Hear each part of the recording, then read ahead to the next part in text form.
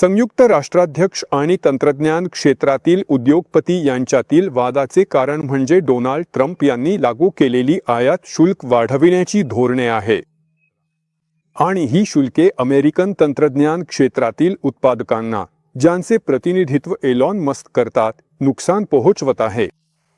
थांबा.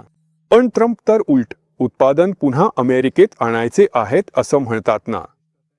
हेच तर अमेरिकन उद्योगांना, विशेषतः या तंत्रज्ञान क्षेत्रातील लोकांना मदत करायला हवं ना.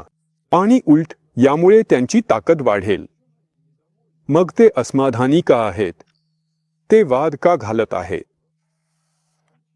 स्वतःला एक सोपा प्रश्न विचारा. अमेरिकेतील उद्योग जगभर का पसरले? अमेरिकन कंपन्या आशियात का गेल्या? कारण तसं करणं फायद्याचं आहे. कमी खर्च, कमी तडजोडी.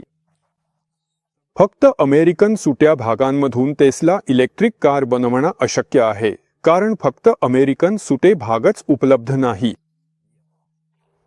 टेस्ला इलेक्ट्रिक कारसाठीचे यंत्र आणि घटक जगभरात तयार होतात. अगदी त्याचप्रमाणे स्टारलिंक उपग्रह प्रणालींसाठीचं आणि स्पेस एक्सच्या रॉकेटसाठीचं उपकरण वेगवेगळ्या देशांमध्ये तयार केलं जातं. ही अशी एक व्यवस्था आहे जी संयुक्त राष्ट्रांनी अर्ध्या शतकात तयार केली. अर्ध्या शतकात अमेरिकन उत्पादन कंपन्या इतर देशांत स्थलांतरित होण्याची प्रक्रिया 1970च्या दशकापासून सुरू झाली. ही व्यवस्था पटकन बदलता येणार नाही.